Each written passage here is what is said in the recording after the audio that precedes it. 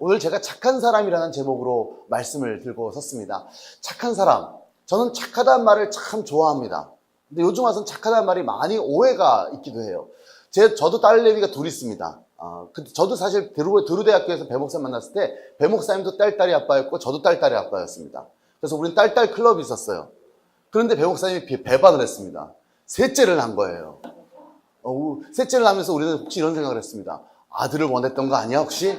그러면서 그런데 어쨌든 수연이, 서연이, 소연이, 수소서에 서연이가 이제 생기면서 딸이 셋이 되는데 제 딸에게 제가 하는 말이 있습니다. 뭐냐면 딴 건 안 바라는데 아빠는 네가 착한 사람을 만났으면 좋겠어 라고 저는 부탁을 해요.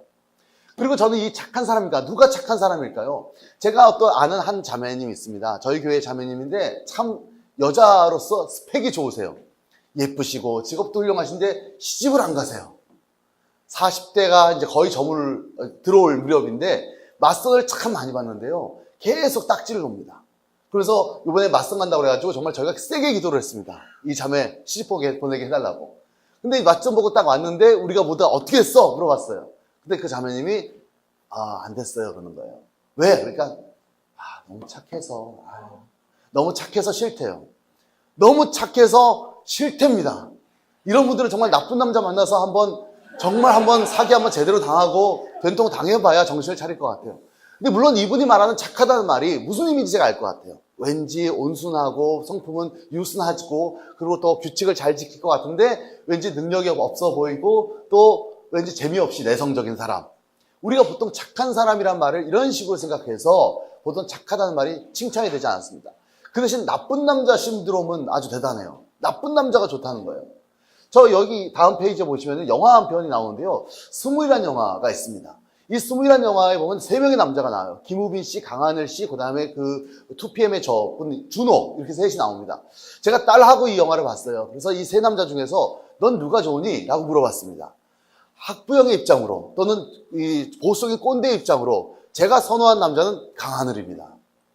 강하늘이 제일 듬직하고 공부도 열심히 하고. 근데 제 딸의 선택은 놀랍게도 김우빈이었습니다. 난 저 사람 얼굴만 봐도 기분이 나빠져요. 왠지 난 불량해 보이고 껄렁껄렁해 보여. 한번 물어보겠습니다. 수연이는 셋 중에 누가 제일 좋아? 괜찮아. 솔직하게 얘기해봐. 김우빈, 강하늘, 그 다음에 준호. 강하늘이야.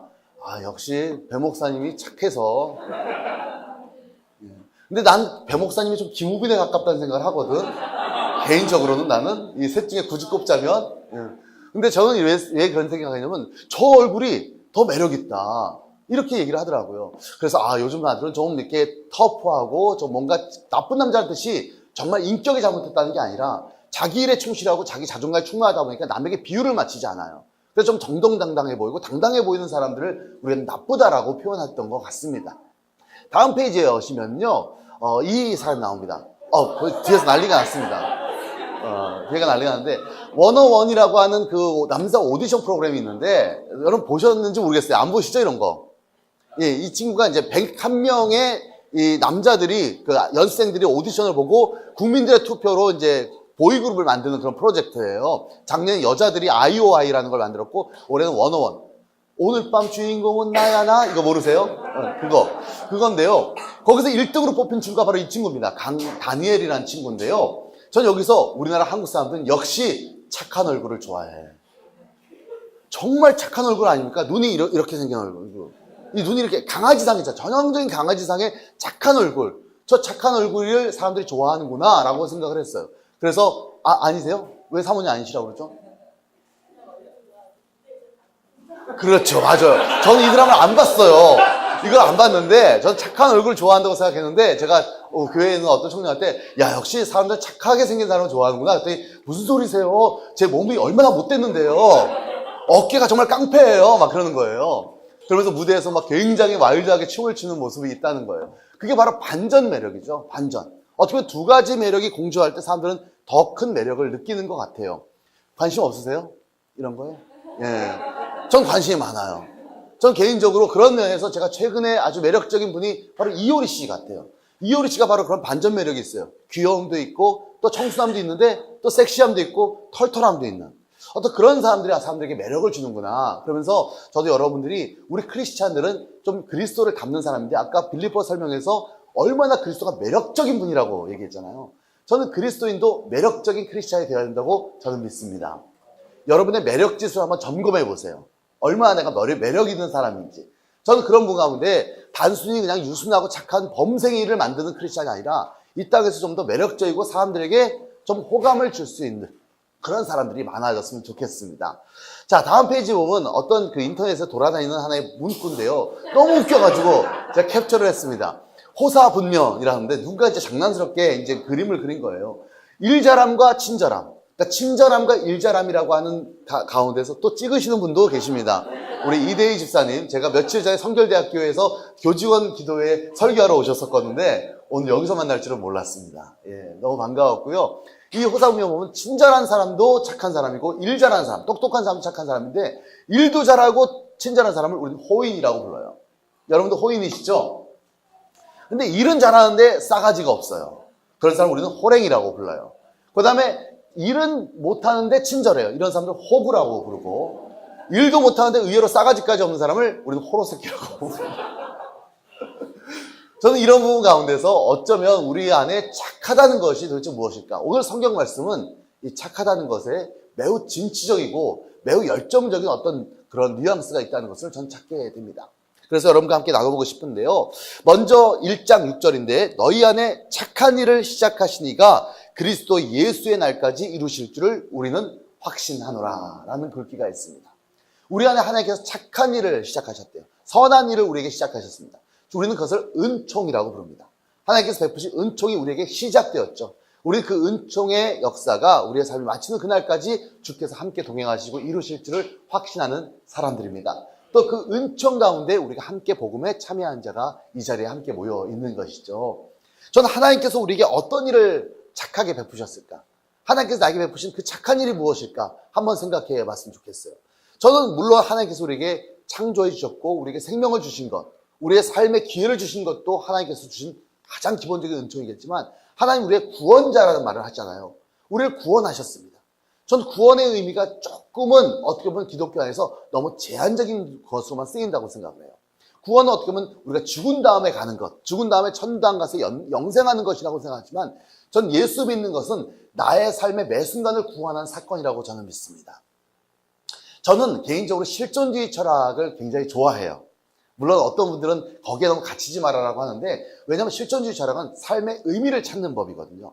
그래서 이런 말이 있죠. 우리가 보통 우물안 개구리란 말을 해요. 우물 속의 개구리는 우물안이 전문 줄 알고 살아간다는 거예요. 근데 사람은 개구리가 아닙니다.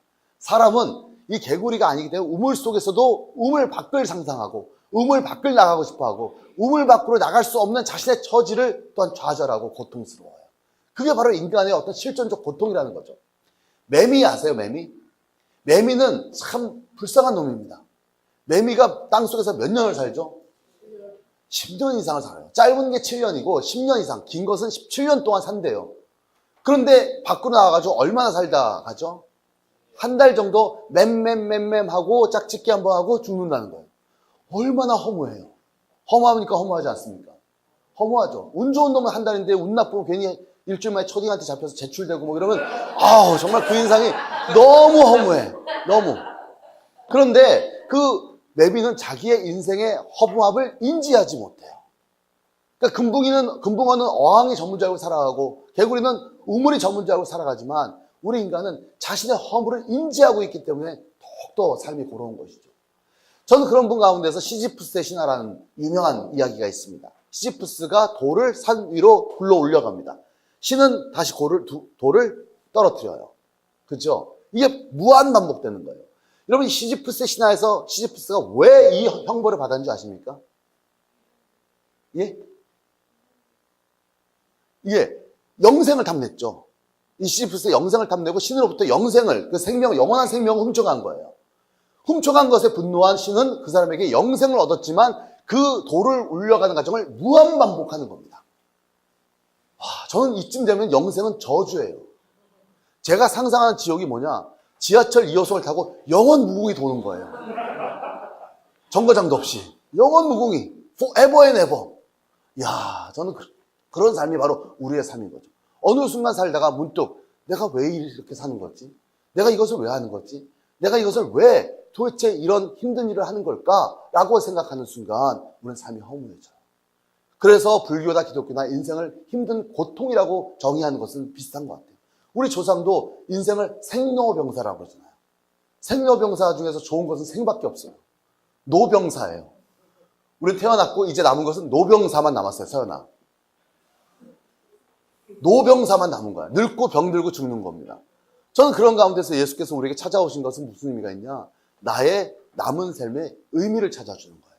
나의 지금 인생의 의미를 찾는 것입니다. 버킷리스트라는 영화를 보면요, 거기서 마지막에 주인공들이 죽음 앞에서 시한부 인생을 살다가 두 친구가 의기투합을 해서 여행을 떠나요. 여행을 떠나고 자기가 버킷리스트, 죽기 전에 해야 될 것을 하나씩 리스트를 지웁니다. 그리고 마지막에 이제 모건 프리만이 먼저 죽어요. 그때 잭 니콜슨이 원래 부자였어요. 부자였지만은 평생 돈만 알고 살다가 자기 가족과도 의절하고 그렇게 외롭게 살던 사람인데, 그 친구가 자기와 함께 여행을 떠나게 해주는 그 친구가 먼저 떠나보내면서 이렇게 장례식장에 얘기합니다. He is my best friend. He saved my life. 이렇게 얘기합니다. He saved my life. 그는 내 생명을 구원했어요. 근데 사실 이 사람도 여전히 시한부 인생이에요. 곧 있으면 죽습니다. 그런데 이 사람은 자기를 구원했다고 얘기하는 겁니다. 다시 말해서 우리가 얼마나 오래 사느냐가 아니라 우리가 영생을 사는 것보다도 우리의 남은 삶의 의미를 찾아주는 것, 내가 지금 사는 삶의 의미를 찾는 것, 저는 그것을 구원이라고 생각합니다. 그러니까 영생도 주어지지만 나의 삶도 이미 하나님께서 우리에게 착한 일을 시작하시고 그 착한 일 덕분에 우리가 매사에 매 순간순간 의미를 찾아가는 것이죠. 자, 그렇다면 그 착한 사람이 어떤 모습인지, 그 착한 일이 어떤 것인지 보면 한 3가지 정도 얘기하는데요. 1장 8절을 보겠습니다. 내가 예수 그리스도의 심장으로 너희 무리를 얼마나 사모하는지 하나님이 내 증인이시니라. 첫 번째 착한 사람의 모습은 바로 착한 마음, 특히 착한 사랑이에요. 착한 열정이죠. 전 사랑이라는 것이요, 단순히 우리 안에 기분적인 감정적인 호감이라고 생각하지 않습니다. 그런 사랑은 의외로 빨리 실증나고 또 빨리 그냥 증발해버려요. 저는 이 사랑이라는 것이 성경에서 얘기할 때 굉장히 적극적인 의미로 쓰인다는 것을 보게 됩니다. 원수를 사랑하라고 하거든요. 원수를 사랑할 수 있나요? 힘들죠. 그렇죠. 원수를 사랑한다는 계명은 뭘까요? 바로 나와 나쁜 관계를 회복시키는 능력이겠죠. 나그네를 사랑한다는 것은 나하고 없는 관계를 만들어내는 능력이죠. 즉 성경이 말하는 사랑이라는 것은 관계를 만들어내는 소중한 능력, 적극적인 어떤 은사라고 말씀하고 있습니다. 저는 그 열정, 사랑의 열정이라는 것이 착한 사람의 덕목이에요. 그게 바로 예수 그리스도께서 우리에게 하신 일입니다. 예수의 뜨거운 심장으로 너희를 얼마나 사모하는지 사도 바울은 얘기하고 있거든요. 로마서 5장 8절을 보면 이렇게 얘기하고 있습니다. 우리가 아직 죄인 되었을 때 그리스도께서 우리를 위하여 죽으심으로 하나님께서 우리에 대한 자기의 사랑을 확증하셨느니라. 바로 우리를 사랑하실 때 우리를 위해서 자기 몸을 던지시고 우리의 자기 생명을 버리시는 그 놀라운 열정으로 우리를 사랑하셨다는 거예요. 저는 그게 바로 우리의 사랑의 모습이 되어야 된다고 저는 믿습니다. 여러분들 그렇게 사랑하십니까? 사람을 사랑하는 것뿐만이 아니에요. 자기 일을 사랑하는 것이고 내가 하고 있는 공부를 사랑하는 것이고 내 주변에 있는 자연을 사랑하는 것이죠. 우리가 사랑의 마음을 은사로 받게 되면 우리가 대하는 모든 것을 우리는 그리스도의 심장으로 사랑하게 됩니다. 공부 사랑하십니까? 공부 좋아하세요? 별로 표정이 좋지 않습니다. 여기서 공부 좋아하는 사람들은 많이 없을 거예요. 근데 저는 공부 사랑합니다. 제가 의외로 공부에 소질이 있다는 것을 나중에 발견했지만 제가 좀 더 소질을 일찍 발견하지 못한 것이 좀 안타까운데 의외로 공부가 재밌어요. 얼마나 재밌는데요. 저는 특별히 뭐가 재밌냐? 음악을 정말 좋아합니다. 제 몸엔 딴따라의 피가 흘러요. 그 비웃음은 뭡니까? 제 몸에 딴따라 피가 흘러요. 딴따라의 재능이 있는 건 아니에요. 근데 우리 가문에 보면 딴따라들이 좀 많이 있습니다. 그래서 그런지 음악을 정말 사랑해요. 제가 음악을 사랑할 때 어느 정도 사랑하느냐?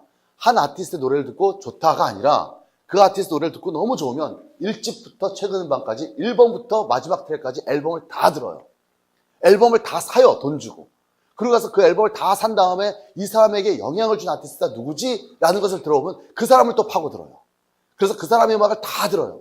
처음에는 음악을 듣다가 연주 같은 거에 막 귀에 꽂혀요. 그래가지고 그 연주를 주의 있게 듭니다.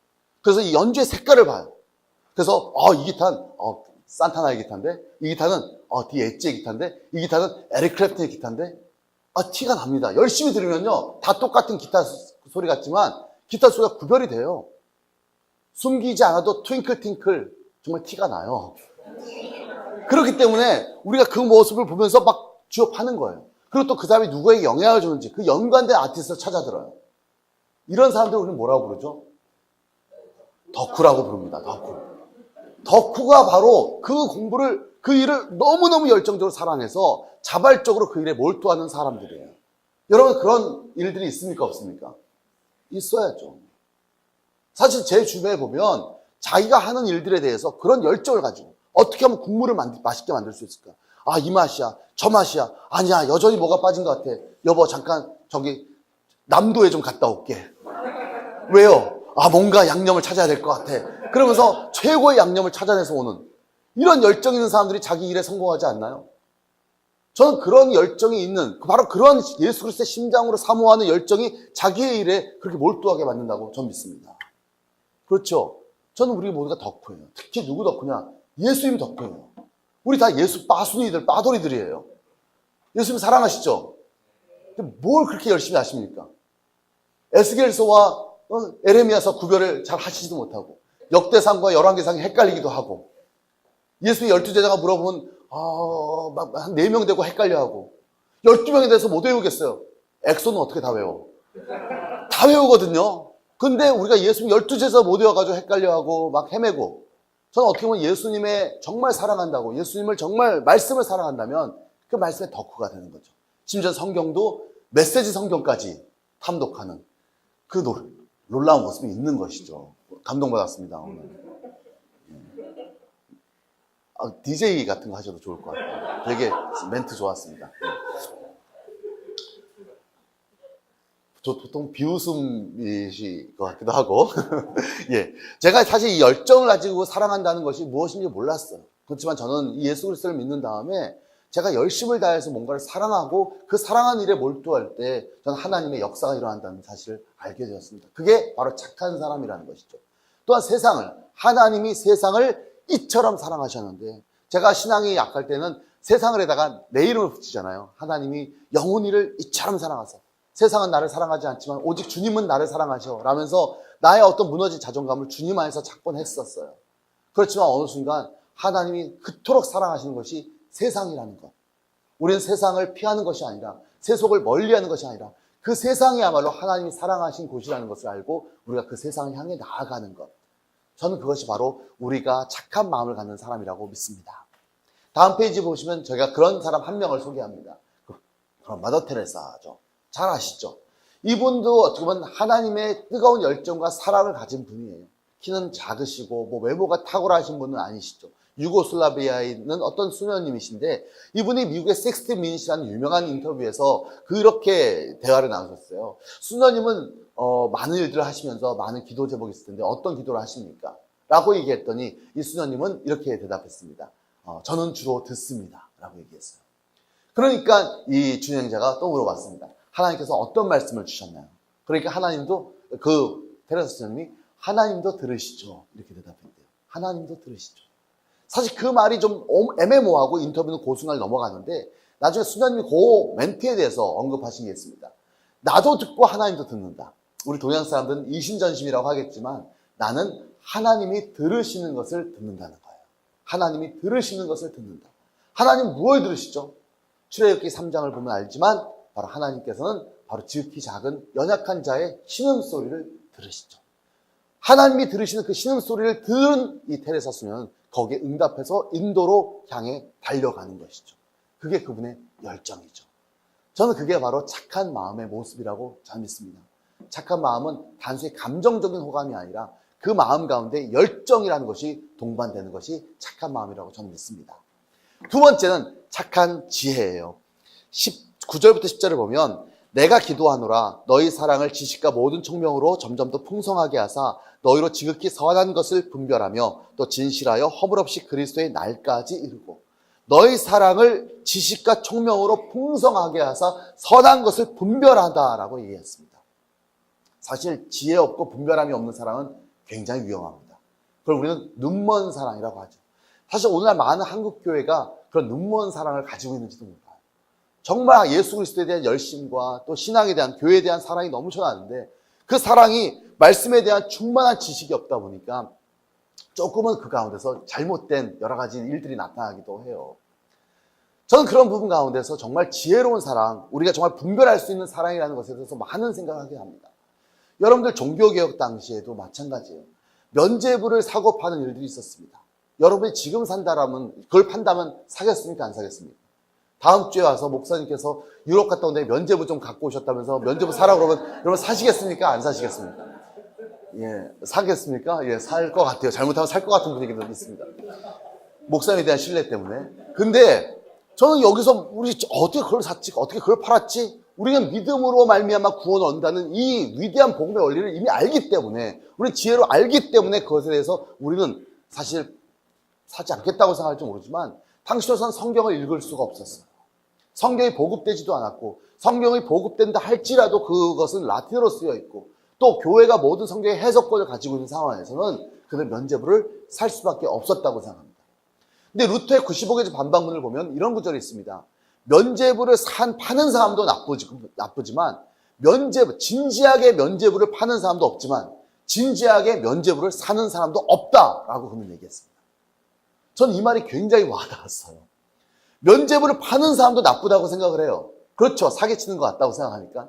그렇지만 면죄부 사는 사람의 심정은 정말 진심이었냐는 거예요. 정말 진지한 마음으로 진짜 믿음으로 면죄부를 샀냐는 것입니다. 어쩌면 자기네들이 삶을 가면서 너무 쉽게 돈으로 구원을 살려고 하는 것, 자기의 지은 허물 같은 것들을 너무 쉽게 죄사함을 얻고자 하는 그러한 아니라는 생각이 그러하고 면죄부를 사게 만든 것은 아니냐는지가 95개조 반박문에 아주 간담서늘하게 써 있습니다. 그게 바로 지혜 없는 사랑이죠.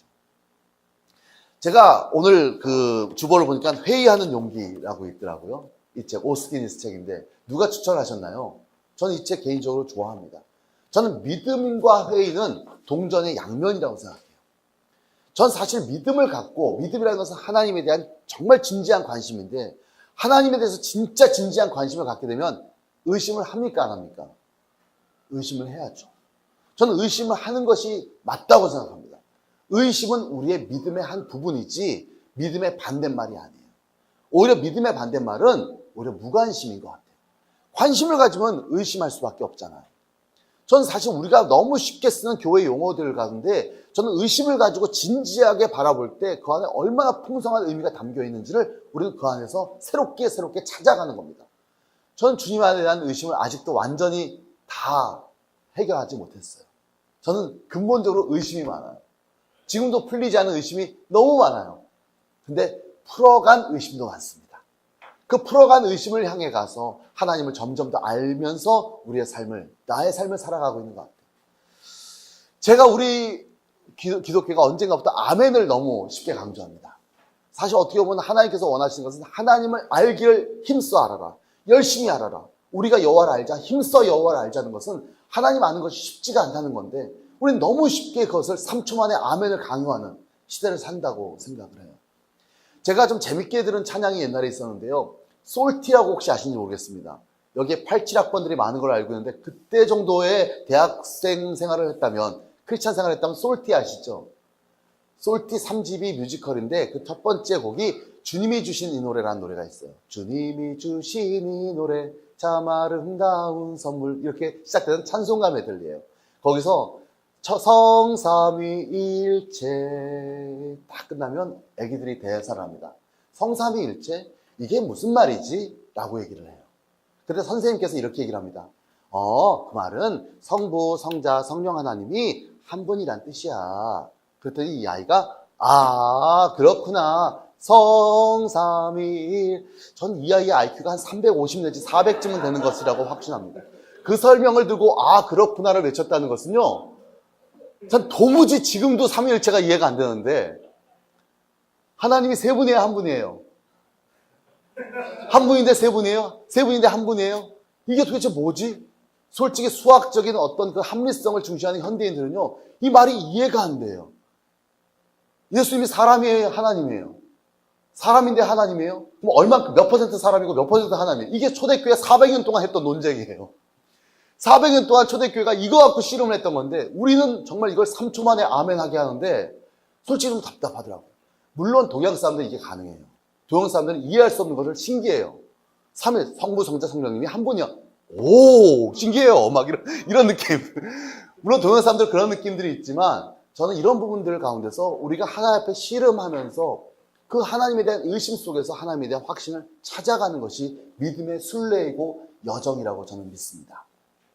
우리는 근데 너무 쉽게 아멘을 하다 보니까 정말 중요하고 정말 힘들고 정말 우리 안에 큰 시험이 들었을 때 내 신앙이라는 것이 너무 쉽게 와르르 무너지는 거예요. 너무 쉽게 무너지는 순간.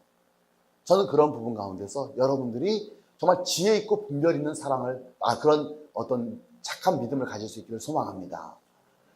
김용옥 씨가 그런 말을 썼어요. 사랑하지 말자는 책에서 그분이 종교라는 섹션에서 요즘 청년들은 전 웬만하면 교회에 다니지 않기를 권한다라는 그런 글이 있습니다. 순간적으로 여러분들 가운데 기분 나쁘실 거예요. 근데 저는 그 말이 무슨 의미인지 조금은 이해할 수 있을 것 같아요. 요즘 청년들은 교회를 다니면서 그 세계관이 너무 좁아진다는 거예요. 너무 단순하게 세상을 이원론적으로 판단하고 너무 쉽게 판단하는 것에서 벗어나서 더 정교하고 넓은 세계관을 가지려면 교회를 안 다니는 것을 권한다. 도발적이지만 제가 반발하기가 쉽지가 않았습니다.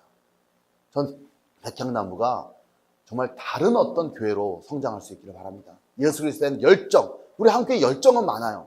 그런데 지혜로운 어떤 그 분별력도 함께 소유하는 그런 아름다운 교회가 될 수 있기를 소망합니다. 그런 사람 하나를 소개할게요. 바로 다음 페이지에 손석희 씨. 아마 작년부터 올해까지 가장 많은 사람들에게 좀 주목받는 인물이 아마 이분일 것 같아요. 전 개인적으로 손석희 저널리즘이라고 하는 그런 표현을 쓰고 싶고, 제가 이번 가을엔 종교개혁 500주년이라서 특별히 제가 논문을 한 편 썼는데 제목이 마틴 루터와 손석희라는 제목으로 제가 글을 썼습니다. 생각해보니까 그런 생각이 들었어요. 작년 10월 24일 날 최순실 태블릿 PC 사건이 터졌을 때 바로 24일과 25일이 전혀 다른 날이 되어버린 거예요. 24일 날 아침 박근혜 대통령이 개헌에 대한 어떤 그 발표를 했었습니다. 그리고 그날 저녁에 모든 대한민국의 뉴스는 전부 다 박근혜 대통령의 개헌 발표를, 개헌에 대한 어떤 그 의도를 톱뉴스로 다 보도할 때 손석희 JTBC 뉴스에서는 그날 태블릿 PC 사건을 특종으로 보도를 했어요. 그리고 25일날 바로 다음날 아침에 박근혜 대통령은 사과 방송을 해야 됐고, 그리고 그날 저녁에 우린 전혀 다른 세상, 전혀 다른 대한민국이 되어버린 거예요. 저는 그걸 보면서 마치 500년 전 1517년 바로 10월 31일이 그런 날이 아니었을까. 10월 31일 날 95개조 반박문을 마틴 루터가 이 위텐버그 성당에 걸었을 때 바로 그것을 걸기 전과 걸고 난 이후, 지금은 하루가 됐지만 그 당시는 한 달 안에 전 유럽에 그 95개조 반박문이 퍼졌거든요. 그러면서 세상에선 교회에 대한 다른 생각을 하게 만든다는 거여서 저는 루터와 손석희의 굉장히 비슷한 면을 많이 보게 되었습니다. 손석희 씨의 굉장히 중요한 저널리즘이 있어요. 저는 그것을 이렇게 표현하고 싶습니다. 하나는 맥락 저널리즘이고 하나는 어젠다 키핑이라고 얘기하고 싶어요. 바로 그 특정 보도는 하루아침에 이루어진 게 아니죠. 마틴 루터가 1517년 그 95개조 반박을 쓸 게 하루아침에 이루어진 것이 아니라는 거예요. 끊임없이 그 이전에는 굉장히 오랜 발습에 대한 씨름을 통해서 그는 바로 그 복음의 비밀을 발견하고 그 개인적인 혁명에서 그는 어떻게 보면 교회에 대한 굉장히 중요한 개혁의 시발점을 시작한 것이었어요. 저는 그런 가운데 맥락 저널리즘이 뭐냐면 보통 JTBC가 많은 사람들에게 신뢰를 받게 된 것은 손석희 한 사람입니다. 그전까지 조중동의 패키지로 묶여 있었어요. 그리고 또 어떻게 보면은 MBC가 사실 많은 부분에서 공영방송으로서 많이 무너질 때 손석희 씨가 시선 집중과 100분 토론을 진행하고 있다가 물러나 나왔습니다. 굉장히 신뢰받는 언론이었죠. 지난 12년 동안 가장 신뢰받는 언론인으로 알려져 있습니다. 그런데 이 JTBC 나왔어. 그 사람이 과연 보수 언론 종편에 가서 제대로 할 수 있겠는가라는 의심도 있었지만 그는 전혀 다른 품격 있는 뉴스를 만들어냈습니다. 첫 번째가 뭐냐? 오늘날 대부분의 뉴스는요. 바로 객관 저널리즘이라는 게 가장 중요해요. 객관. 뉴스는 객관적이어야 한다. 그리고 1분 30초짜리의 어떤 그런 보도를 나열하는 것이죠. 백화점식으로. 근데 이분의 가장 중요한 뉴스는 어떤 것이냐? 바로 한 가지 뉴스를 가지고 기자를 연결하고 기자가 스튜디오 안에서 그것에 대해서 토론하고 그것에 전문가로서의 한 사람을 화상으로 인터뷰를 하고 그것에 대해서 또한 팩트 체크를 하고 마지막 앵커 브링까지. 바로 손석희가 굉장히 중요하게 내걸었던 슬로건이 뭐였냐면 모든 뉴스를 알 필요는 없지만 더 알아야 할 뉴스는 있다는 말이에요. 그게 바로 맥락 저널리즘이라는 거예요. 한 가지 맥락을 가지고 한 걸음 더 들어가는 것이죠. 두 번째는 바로 어젠다 세팅 못지않은 어젠다 키핑이에요. 대부분의 뉴스는 일주일을 못 가서 사람들에게 증발돼 버려요. 근데 이미 지난 세월호 사건을 통해서 볼 수 있듯이 이분은 꽤 오랫동안 한 가지 뉴스를 계속해서 지속합니다. 무려 200일 동안 세월호가 JTBC 뉴스의 톱 뉴스였어요. 그게 바로 어떻게 보면 이분이 굉장히 중요하게 어젠다 키핑을 하는 능력이었습니다. 저는 이런 부분 가운데서 우리가 저널리즘이라는 것이 어떤 것인지에 대해서 굉장히 많은 분을 저는 이분을 통해서 배우게 되는 것이죠. 마틴 루터 사건도 마찬가지예요. 바로 마틴 루터는 끊임없이 수많은 말들로 넘쳐났습니다. 수많은 조롱과 수많은 비판들이 그 당시 넘쳐났지만 이분은 수많은 말들 가운데 말씀에 충실했다는 거예요. 그 말씀 속에서 진리를 찾았고 그 말씀 속에서 진리를 찾은 것을 통해서 교회 개혁의 가장 중요한 바로 심장을 찌른 것이죠. 저는 그게 바로 크리스찬들의 분별력 있는 선한 지혜라고 저는 믿습니다. 여러분들이 그런 선한 지혜를 소유할 수 있기를 바라요. 다음 페이지에 보시면 소크라테스 얘기가 나옵니다. 저는 개인적으로 소크라테스가 많은 얘기를 남겼지만 저는 특별히 소크라테스가 왜 죽었는지가 조금 의문이었어요. 소크라테스는 사형당했습니다. 사형당했다는 거예요. 재판을 받았고요. 재판을 통해서 사형 언도를 받았습니다. 근데 이분의 제목이 뭐였는지 아십니까? 이분의 제목이 뭐였죠? 청년들을 타락시킨다는 게 제목이었어요. 청년들을 타락시킨다는 거예요. 저는 이 사람이 처음에는요, 사형까지 당할 생각은 없었어요. 당시 아테네의 기득권자들은 젊은 사람들에게 질문을 던져요. 그걸 삼파술이라고 부르죠. 삼파가 애를 낳는 게 아니죠. 삼파는 애를 낳도록 돕는 겁니다. 그래서 소크라테스는 당시에 많은 청년들에게 정말 네가 아는 것이 진짜야? 그게 진리야? 라고 하는 것을 던져요. 그 당시 우리는 소피스트의 시대라고 얘기했어요. 소피스트란 말은 원래 의미는 지혜자라는 뜻이에요. 그렇지만 우리는 그 소피스트란 말을 궤변론자라고 번역합니다. 궤변론자. 다시 말해 당시의 소피스트들은 진리를 알고 진리를 전파하는 게 아니라 내가 갖고 있는 논리적인 기술, 그 지식의 기술을 통해서 상대편을 제압하는 일종의 하나의 지적 기술자로 전락해 있었던 거예요. 그런 시대 가운데 소크라테스는 바로 이 세상과 국가와 자신의 삶에 대해서 성년들로 하여금 스스로 질문하게 만들면서 진리를 추구하게 만들었어요. 기득권의 입장에서 봤을 때 청년들이 질문하는 것 별로 좋아하지 않습니다. 그러다 보니까 그 사람에게 겁을 주려고 기소를 했던 것이죠. 근데 그 기소했던 자리에서 소크라테스는 그 법정에 스스로 변호를 합니다. 자신을 변호하는 변호사가 된 게 아니라 어쩌면 당시 아테네 기득권자들에게 고발하는 검사가 되어서 나타난 거예요. 그래서 그 사람들의 어떤 그 비리적인 모습과 모순적인 모습들을 낱낱이 얘기합니다. 낱낱이 논리적으로 비판하는 모습들. 그게 바로 소크라테스의 유명한 책 변명이죠. 그 변명이라는 책에서 바로 이 법정에서 소크라테스가 당대 기득권을 향해 날렸던 그런 정말 서슬퍼런 비판들이 담겨 있습니다. 이제는 기득권자들이 소크라테스를 죽여야 되는 거예요. 이제는 안 죽이면 안 돼요. 그래서 사형 언도가 내려집니다. 그리고 사형 안 할 때 이 사람을 죽여도 걱정이고 이 사람을 안 죽여도 걱정이에요. 골치 아픈 존재예요. 그러니까 옥문을 열어놓습니다. 그 얘기는 탈출해서 망명하라는 얘기예요. 제자들도 찾았습니다. 스승님, 훗날을 도모하시죠. 탈출하겠습니다. 그러나 소크라테스는 기꺼이 독배를 마십니다. 왜 마셨죠? 악법도 법이다. 아닙니다. 악법도 법이 아니라 내가 이것을 마시지 않고 도망가면 내가 말했던 모든 것이 또 하나의 궤변이 될 수밖에 없다. 난 내가 한 말을 지키기 위해서 그 말의 정당성을 확보하기 위해서 난 기꺼이 이성의 순교자로서 이 독배를 마시는 거였습니다. 그 이후로 소크라테스는 갔지만 소크라테스의 정신은 지금까지 서구 철학의 가장 근간을 이루는 힘이 되었습니다. 저는 이게 굉장히 의미 있어요. 그리고 소크라테스를 죽였던 그리스도는 그 이후에 한 번도 역사의 중심이 되어본 적이 없어요. 아니, 딱 한 번. 2008년 금융사태 때 딱 한 번 뉴스에 화제가 됐고 그리스가 그 이후에 한 번도 역사의 주인공이 된 적이 없다는 거예요. 전 비슷한 분이 누구냐? 바로 예수님이에요. 예수님 때도 율법학자들이 넘쳐났어요. 바리새인들이 굉장히 많은 존경을 받았고 종교적 기득권을 형성했습니다. 근데 우리는 바리새인을 뭐라고 번역하죠? 바로 율법주의자라는 그런 어떤 안 좋은 뉘앙스로 번역합니다. 참 율법주의자 같으세요. 바리새인 같으세요. 기분 좋으세요, 나쁘세요? 아, 좋으세요? 이건 또 뭐죠?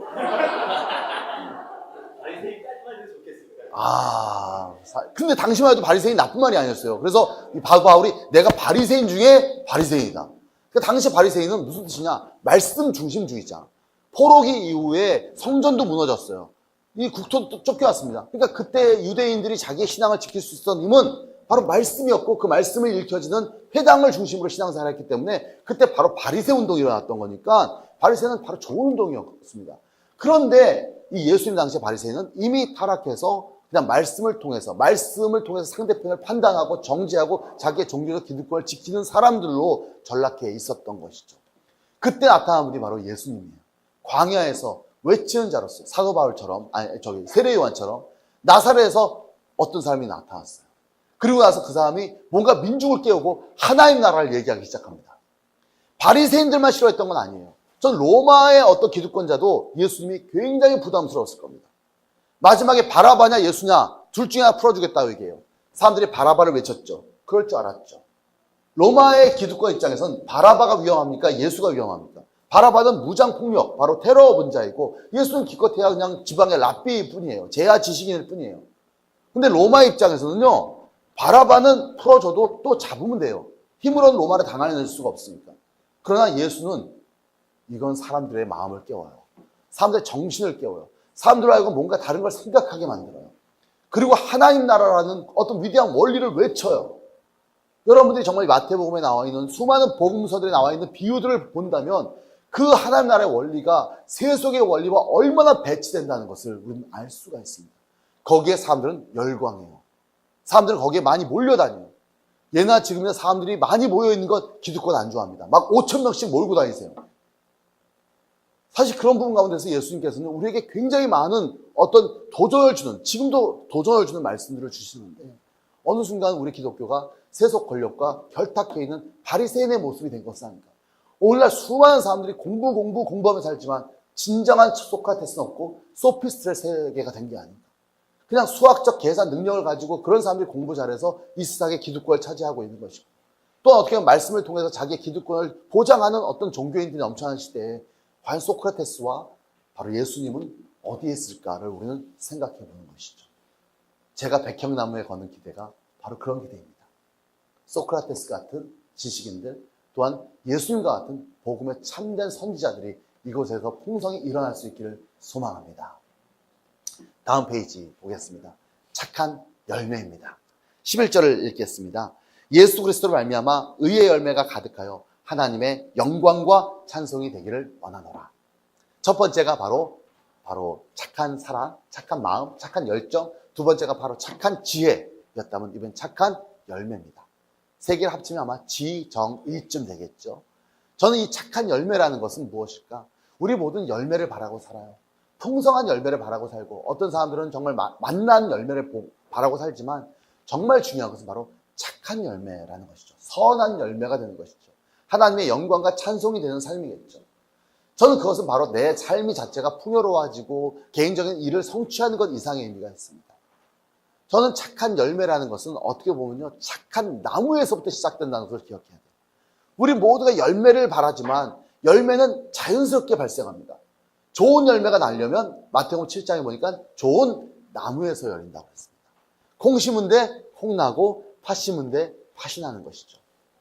그러므로 여러분들이 좋은 존재가 되기를 최선을 다하신다면 여러분 자연스럽게 좋은 열매가 삶 속에서 맺힐 거라고 저는 믿습니다. 전 좋은 열매라는 것은 어떤 열매일까? 다음 페이지에 보면 한 인물이 나옵니다. 마틴 루터 킹 주니어 목사죠. 개인적으로 저는 이 연설을 정말 최고의 설교로 제가 기억하는 연설이에요. 한번 들어보실까요? 한번 틀어주시죠. 한번 이분의 한번 느끼러 보세요.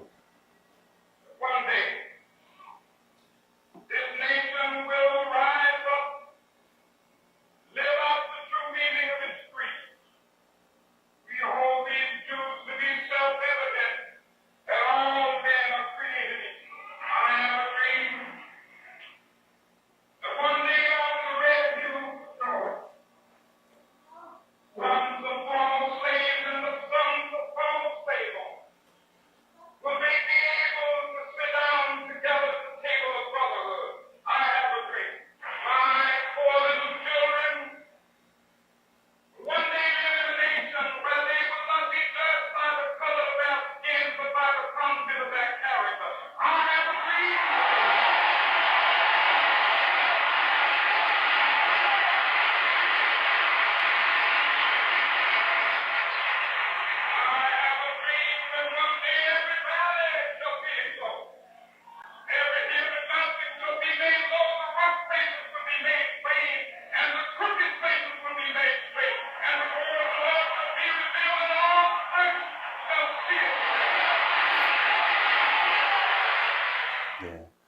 여러분 다 알아들으셨습니까? 아니 근데 알아들지 못한다 할지라도 느낌은 다 받으셨죠? 저분의 카리스마가 전달되지 않나요? 정말 저분의 어떤 특유의 그 흑인들 특유의 그 억양에서 나오는 I have dream이라고 하는 이 억으로 시작되는 이 대꾸적인 이 설교문을 보면요. 제 가슴이 막 벌렁벌렁 하는 것 같아요. 저는 이 설교문도 대단해요. 근데 이 설교문의 맨 앞에 이런 얘기 나옵니다. This is not African dream. This is American dream이라고 했죠. 내가 지금 주장하는 것은 단순히 흑인들이 더 많은 인권과 더 많은 권리를 쟁취하는 것만이 아니에요. 아프리칸 드림이 아니에요. 저는 아메리칸 드림입니다. 아메리칸 드림이라는 게 뭘까요? 억압과 많은 가난 속에 살던 사람들이 이 새로운 신대를 와서 그 이민자들이 새로운 기회를 찾는 것. 그게 여러분이 말하는 아메리칸 드림이죠. 바로 그 이민자가 여기 안에서 피부색이나 편견을 벗어버리고 함께 어떻게 보면 위대한 식탁에 앉게 되는 것. 남의 자녀들이 피부색이 아니라 그들의 어떤 캐릭터를 가지고 평가받는 것. 그리고 어느 날 이 땅의 모든 산들이 굽어지고 모든 산들이 솟아오르며 하나님의 영광이 이 땅에 비춰질 수 있는 그런 하나님 나라의 영광의 소망. 난 그게 내 꿈입니다. 라고 얘기해요. 이 당시 마틴 루터 킹 주니어의 나이는 32살입니다. 깜짝 놀랐죠. 지금 취직도 못한 나이가 32살인데. 32살의 나이에 이분은 전 미국을 향해서 꿈을 깨워주는 위대한 설교를 했어요. 그 꿈을 가지고 이분이 설교를 했고 그분은 그 꿈의 대가로 39의 총탄을 맞아서 멤피스에서 숨을 거두었습니다. 꿈 때문에 죽었어요. 사실 이분의 삶이 과연 잘 산 삶이라고 얘기할 수 있을까? 어떤 사람은 그렇게 평가하지 않을 수도 있습니다. 저는 그 당시로 돌아가서 마틴 루터 킹 주니어에게 이렇게 인터뷰할 수 있습니다. 목사님은 그 꿈대로 우리가 살다 보면 언젠가 한 세대 안에 우리가 죽기 전에 미국의 흑인이 대통령이 될 수 있을까요? 저는 마틴 루터 킹 주니어도 쉽게 예스하지 못했을 거라고 생각해요. 그러나 1960년대부터 불과 40년 정도 한 세대가 못된 시절인 2006년에 미국에서는 흑인이 대통령이 나왔어요. 이건 어떻게 가능했을까? 그것은 바로 60년대 누군가가 꿈을 꿨기 때문이라는 거예요. 60년대 누가 꿈을 꿨기 때문에 2000년대 초반에 그 꿈이 열매로 나타난 것이죠. 만약 60년대 누군가 꿈을 꾸지 않았다면 그 현재는 오지 않는다는 것입니다. 저는 이렇게 생각합니다. 우리도 마찬가지로 인생에서 꿈이 있어요. 인생에서 꿈이 있다면 그 꿈을 위해서 오늘은 한 발짝 한 발짝 우리는 열심히 다해서 간다고 생각해요. 그러나 그 꿈이라는 것이 과연 나의 인생의 어떤 풍성한 모습, 풍성한 성공만은 아닐 겁니다. 내가 꿈꾸는 꿈은요, 분명히 다른 사람에게 아름다운 열매로 나타날 수밖에 없어요. 전 직업도 마찬가지입니다. 내가 정말 돈 벌기 위해서, 열심히 생활을 꾸리기 위해서 열심히 직업을 다하잖아요. 근데 그 직업은 우리 사회에도 큰 열매며 큰 공헌이 됩니다. 그게 바로 내 직업이 사회적인 기여를 하고 있다는 거예요. 그래서 세금도 깎아주고 그러는 겁니다. 저는 이 마틴 루터 킹은 흑인들에게만 전파된 게 아니라 많은 백인들에게도 함께 꿈이 쉐어됐어요. 그리고 그 꿈이 쉐어되면서 결국 그 땅의 현실로서 흑인이 대통령이 되는 그런 순간, 현실도 나올 수 있었던 것이죠. 과연 여러분은 어떤 꿈을 꾸십니까? 어떤 열매를 기대하십니까? 전 꿈하면 생각나는 성경 인물이 바로 요셉이라는 인물이에요. 요셉은 아마 모든 크리스찬들의 일종의 하나의 롤모델, 킹카 같은 느낌이 있을 겁니다. 나도 요셉처럼 되게 해주세요. 근데 저는요, 요셉이 이상주의자라고 생각하세요? 현실주의자라고 생각하세요? 요셉의 꿈을 꾸는 사람이다. 요셉은 꿈이다. 이렇게 자연스럽게 연결되다 보니까 요셉은 이상주의라고 생각하지만 제가 성경에서 발견한 요셉은 철저한 현실주의자입니다. 철저한 현실주의자. 제가 그걸 어떻게 알 수 있냐? 요셉은 정말 시작부터 유달리 인생이 꼬였어요. 정말 재수가 없어도 이보다 재수 없을 수 없어요. 그의 인생은 불운의 연속이었습니다. 태어나자마자 불과 2살 이전에 엄마가 죽어요. 엄마가 동생이 나타 죽어요. 엄마가 일찍 여인 사람들이 얼마나 그 삶 가운데 엄마의 빈자리를 위해서 정말 아파하는 것을 여러분 잘 아실 겁니다. 그런 다음에 그는 한 10대 초반에 형들에게 미움을 받고 죽음의 공포를 느껴요. 구덩이에 파묻고 거기에 형들이 칼을 들었어요. 창을 들었어요. 그 공포 여러분 상상해 보시겠습니까? 그런 공포를 겪은 사람이 과연 제대로 된 성장을 할 수 있을까? 그러고 나서 그는 어디로 팔리죠? 애굽으로 팔려요. 노예가 됩니다.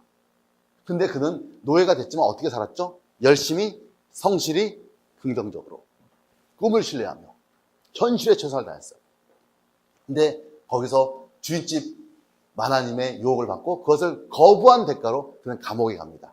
죄수로 가되었어요. 인생이 이렇게 꼬이죠. 정말 정직하게 살았잖아요. 열심히 살았잖아요. 성실하게 살았고 오직 성실하게 살았으면 또한 자기 보스한테 인정받잖아요. 근데 감옥에 갇혔어요. 감옥에서 어떻게 살았죠? 열심히 성실히 긍정적으로. 그러니까 또 간수에게 인정을 받아요. 감옥의 모든 일을 요셉에게 맡겨요. 그런데 거기에서 술관장을 만났고 술관장이 꿈을 해몽해 준 대가로 그는 나중에 자기를 기억해달라고 부탁을 드립니다. 근데 그 부탁을 듣습니까? 안 듣습니까? 술관장이. 안 듣고 2년 동안 잊어버리죠. 사실 물론 이 위치도 하나님의 특별한 은총이라고 볼 수 있어요. 사실 요셉의 죄목이 사실은 지금으로 따지면 그냥 강간 미수범 정도의 자범인데 왕을 가두는 감옥에 갇혔다는 것도 어떤 면에서 특별한 기회일 수도 있죠. 그런 다음에 이후에 바로가 꿈을 꿨는데 그 꿈에 대한 해몽을 못하니까 요셉이 픽업됐습니다. 꿈을 해몽했습니다. 7년 동안은 흉년이 있다가 풍년이 있고 7년 동안 흉년이 있을 겁니다. 그리고 바로가 꿈을 해몽 잘했으니까 너 총리 대신해 라고 너무 쉽게 생각할 수 있다는 거예요. 근데 그가 꿈을 해몽한 것은 이렇게 꿈을 해몽합니다. 왕이시여 첫 번째 7년에 대풍년이 있을 것이고 그 후에 충년에 대흉년이 있을 것입니다. 그런데 이것은 바로 급히 일어날 것인데 왕께서는 명석하고 정말 총명한 총리 대신을 세우셔서 각 고을마다 창고를 세우시고 그 창고에 매년 20% 5분의 1의 곡식을 거두어 비축하게 하시고 그 비축한 것을 통해서 7년 동안의 흉년을 대비하는 것이 옳은 줄로 알아요. 단순히 흉년과 풍년만 예언한 것이 아니라 해몽만 한 것이 아니라 그 위기를 어떻게 극복해야 되는지에 대한 그 방법론까지도 요셉은 전부 다 제시해 줬다는 거예요. 오늘로 따지자면 전 요셉의 모습은 단순히 그냥 꿈만 잘한 게 아니라 뛰어난 경제인일지도 몰라요. 7년 동안의 큰 풍년, 7년 동안의 대호황이 있을 것이고 그 7년 후에는 아마 이 전 세계로 굉장히 큰 불황이 생기고 공황이 찾아올 겁니다. 그런 왕께서는 굉장히 총명한 경제 총리를 세우셔서 바로 7년간의 풍년을 잘 대비하시고 그 흉년에 어떻게 보면 대비하는 것이 마땅합니다. 그런 경제 원칙을 세우셔야 됩니다. 라고 해석한 것이죠. 그러고 나서 그는 어떻게 일하죠? 왕의 인장반지를 받았습니다. 왕의 인장반지 받으면 좀 달라질 것 같아요. 사실 저는 이 순간이 요셉의 최고의 유혹이라고 생각해요. 보디발의 아내의 유혹은 유혹도 아니에요. 그래봤자 그냥 아줌마인데 뭐 그렇게 믿음이 충만하지 않아도 전 능히 이길 수 있을 거라고 확신합니다. 그런데 왕의 총리 대신의 반지는요 달라요. 절대 권력이에요. 이 절대 권력이 딱 주어진 순간 요셉은 다른 삶을 살 수도 있어요. 이전과 달라지게 훨씬 더 교만해질 수 있습니다. 근데 요셉은 어떻게 살았죠? 열심히, 성실히, 긍정적으로. 자기의 맡은 일에 소임에 최선을 다합니다.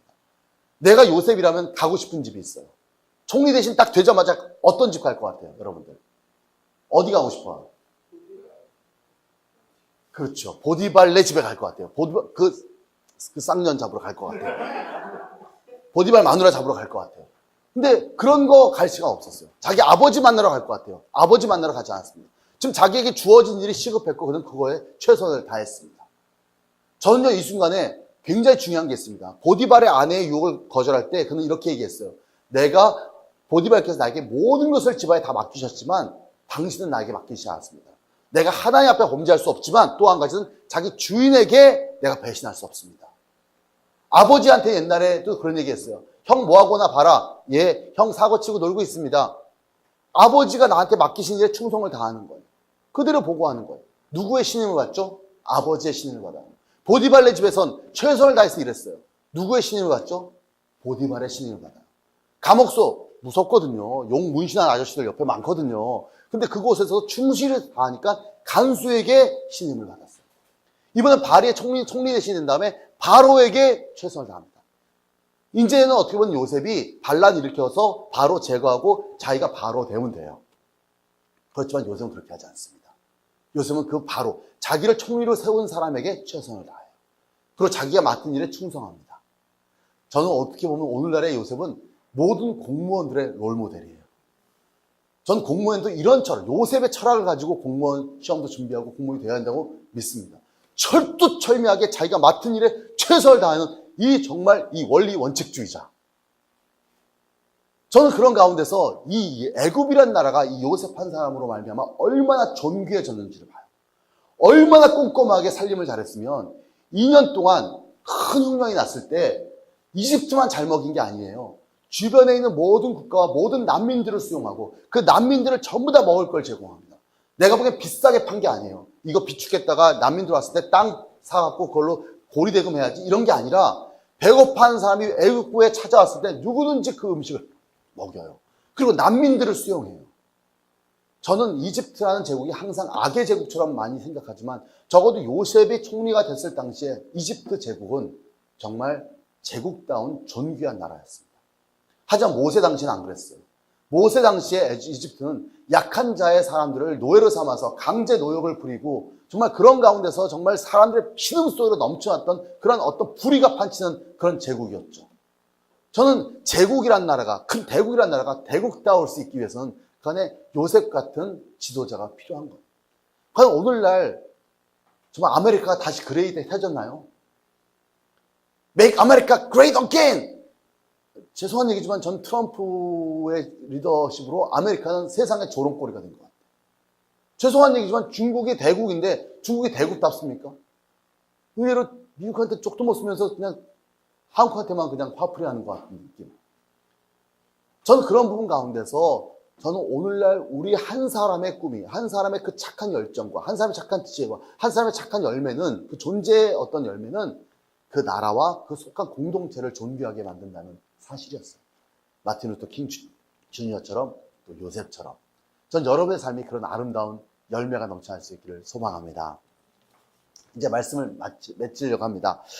파토스, 로고스, 에스토스. 유명한 아리스토텔레스의 수사법에 나오는 세 가지 얘기죠. 바로 지정의입니다. 저는 인생은 축복이며 사명이라고 믿습니다. 하나님께서 내게 착한 일을 베푸신 축복 속에 살아가요. 그 은총 속에 살아갑니다. 그리고 그 은총과 축복은 바로 누군가에게 내가 다가가야 될 사명이기도 하죠. 하늘이 내게 주신 착한 뜻을 품고 사랑의 심장과 지혜로운 통찰과 의의 열매를 추구하는 착한 성도님들 되시기를 바랍니다. 착한 교회가 되시기를 바랍니다. 제가 좋아하는 윌리엄 캐리의 어떤 유명한 설교 문구로 마치려고 합니다. Expect great things from God and attempt great things for God. 하나님으로부터 위대한 일을 기대하라. 그리고 하나님을 위한 위대한 일을 시도하라. 그런 아름다운 축복과 사명이 넘치는 여러분의 삶이 될 수 있기를 주의 이름으로 축원합니다. 기도하겠습니다. 하나님 감사합니다. 우리들의 삶 가운데 주님께서 베푸신 그 착한 일들, 그 선한 일들, 선한 은총들을 생각하며 내가 다시 한번 우리 마음속에 하나님의 사랑과 지혜와 열매의 열정들을 품게 하여 주시옵소서. 오늘날 많은 사람들이 선과 악을 분별하지 못하고 선과 악의 그 모호함 속에서 방황하며 살 때가 많이 있습니다. 또한 우리의 삶의 진정한 의미가 무엇인지를 모르고 그냥 그 순간순간에 어떤 만족을 위해 살아가는 경우도 많습니다. 하나님, 나의 삶 가운데 하나님께서 심어주신 복음의 착한 씨앗 하나가 아름다운 열매를 자랄 수 있도록 우리가 이 교회에서 정말 귀한 배움을 갖게 하시고 귀한 나눔을 갖게 하시고 그런 존재의 축복을 통하여서 우리가 서 있는 세상에서 아름다운 열매를 맺어지도록 인도하여 주시옵소서. 이 교회를 축복하여 주시옵소서. 세우신 목사님을 축복하시고 이 교회를 성도를 통하여서 정말 하나님의 아름다운 역사가 2017년 이후에 이 땅에 심겨질 수 있도록 하나님 이 교회를 지켜봐 주시고 또 뭐 이 교회를 통해서 아름다운 하나님의 열정들이 아버지 열매 맺도록 인도하여 주시옵소서. 주시는 은혜를 감사하며 예수님의 이름으로 기도했습니다.